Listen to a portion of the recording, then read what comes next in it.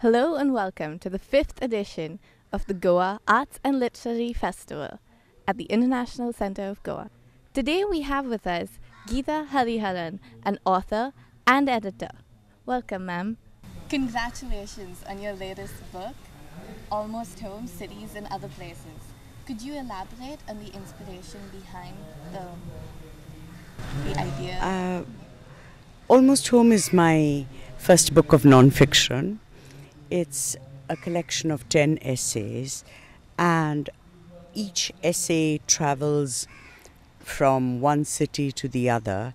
It's not quite a travelogue, because what all these different cities and the ways in which I look at them, whether it's through history or poetry or simply the stories of people I meet, together the essays are looking at what is home. You know, we say this word so easily, this nice little one syllable, but what exactly is home?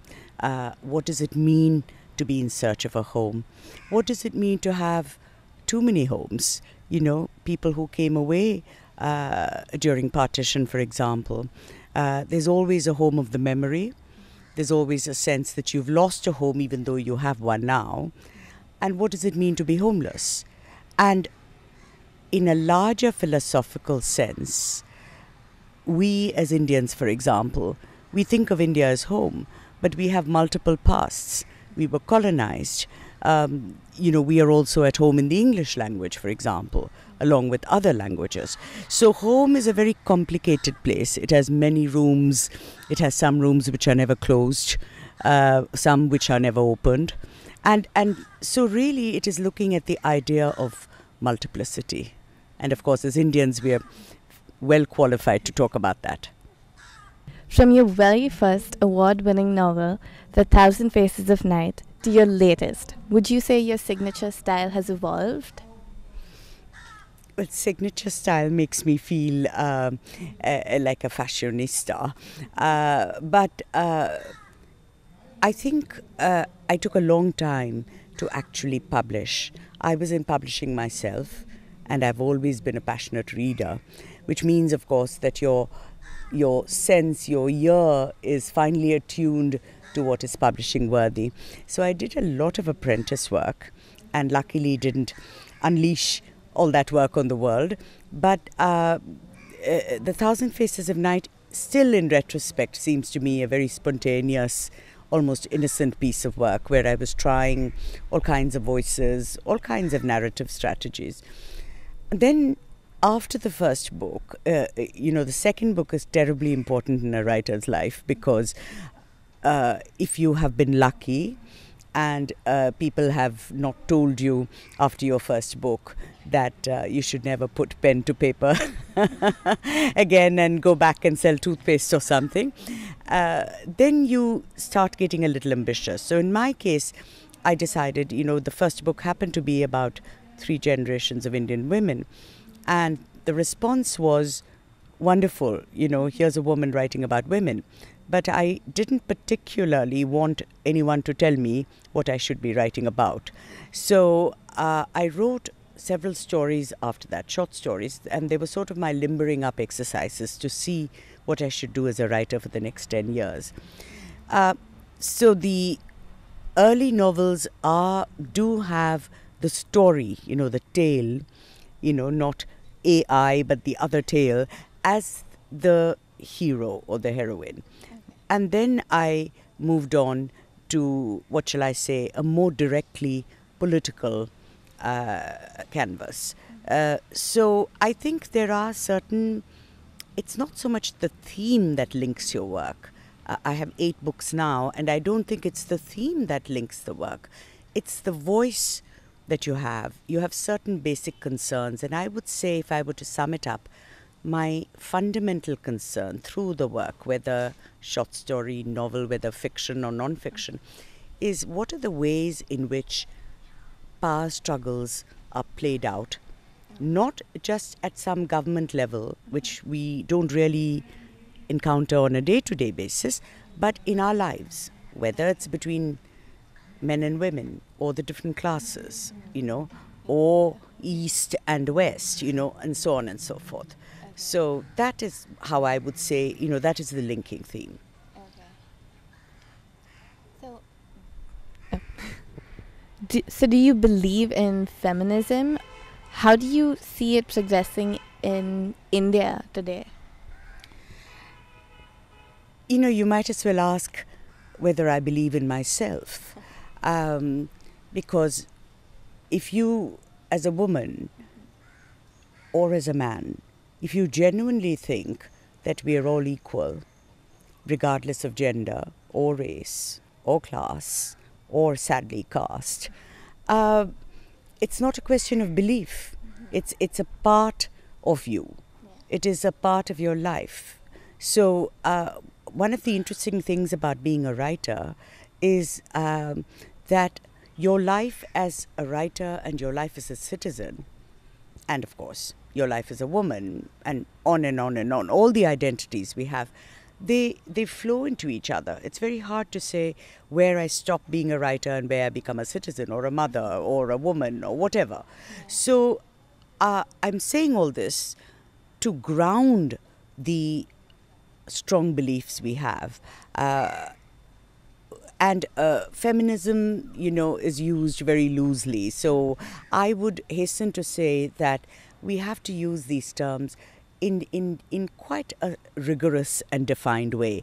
Let me sum it up by saying that I think whether somebody calls himself or herself a feminist or not, and I'm quite happy to call myself one, I hope I am one, I work at it every day, it's very difficult to find a writer in contemporary times who's not been influenced in some way, by the great streams of thought of our times. And these are Freud's theories, whether you swallow them whole or not, but these have influenced us. Marxist theories and feminist theories. These have actually enriched the ways in which we look at the world. Do you think Indian literature helps make a difference around India when it comes to awareness about a woman's plight in India? What literature does is very tricky. It's not easy to pinpoint, and it would be ridiculous to claim too much for it, to say that it can stop a war or it can attack inequality. But what it does do is that it takes on, inequalities, it takes on irrational conservatisms, which brings us to our times. We're living in a country where, like many other parts of the globe, we too are going through a very, very tortuous push to the right. And you can only talk about equality in a situation of inclusiveness. So I think whether you are talking about the women's movement, whether you are talking about anti-communal movements, whether you're talking about anti-caste movements, you can only really say something meaningful if there are alliances among these movements. So, of course, the women's movement is terribly important in India, not just in the new angry way that we are, young people are taking to the streets, which is a source of course, great pride and pleasure to those of us who've been doing this for a long time, but actually looking at the kind of solid work women's organizations have done. And what writers can do is that we can take you backstage. We can't make a political tract. We can't write a manifesto. Our novels would be very poor then. But we can take you backstage and say, what is it that makes a man feel he's superior? Do you think Indian literature helps make a difference around India when it comes to awareness about a woman's plight here? Literature does something a little slippery. It doesn't tell you directly that it's a good idea to live egalitarian lives, to live in a society where men and women are equal, people of different castes are equal, and in fact there should be no caste. at all, and class differences are addressed and so on. But literature does this in a very slippery and cunning way, in a very indirect way. So it's not that we write political tracts, we don't write manifestos, because it simply would not work as art. What it does is it gives you a sharper sort of perception of certain aspects of day-to-day life that you might not see. It's so familiar that you no longer see it. On the other hand, certain linkages that are made through the work, you actually familiarize yourself with the unfamiliar. Finally, what the writer has to offer is a certain worldview. So if you say, for example, if I say in my new book that we live in a country where both the ideal and the reality is plural, is multiplicitous. So what I'm saying is not something in the abstract.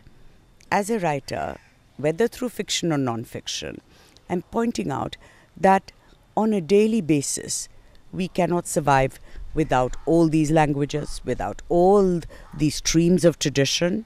And many of these traditions are, of course, not very friendly to either women or other sections of our society in terms of caste, tribals, communities, and so on. So it is, of course, a critique. It is, of course, a questioning of the society. But writers don't give you answers so much as insist that you ask questions, insist that you challenge not only the status quo, but the new creeping conservatisms in our time.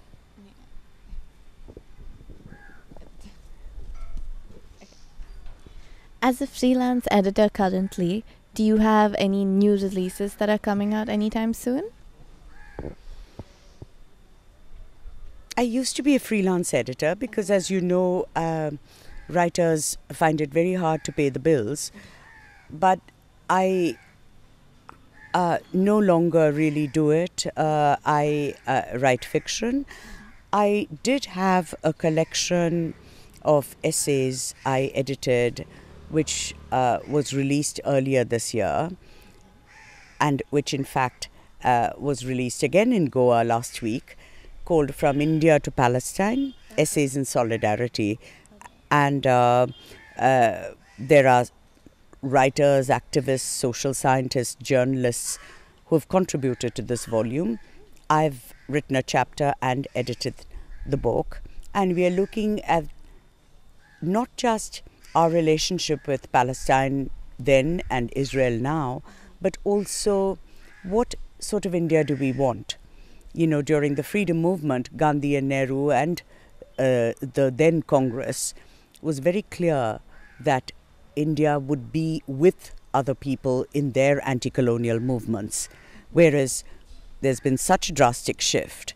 And you know that our new Prime Minister, as soon as he came to power, the first visit almost that the Home Minister made was to Israel.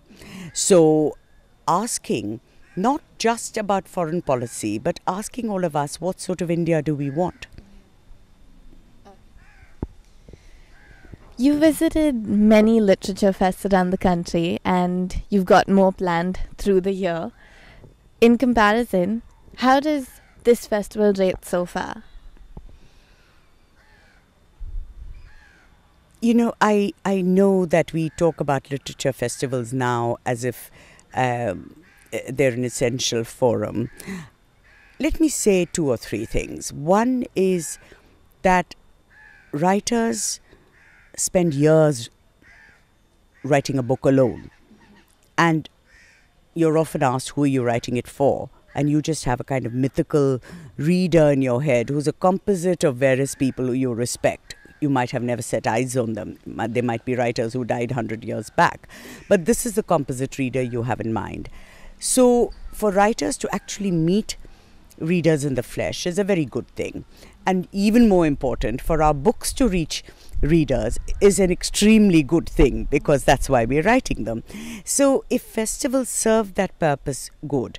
But let me also add that while most festivals are very pleasant places and we meet old friends and people are very kind to us and hospitable and so on, and sometimes we even have a little holiday, but I think it's important to also remember that a literature festival should also have a literary component.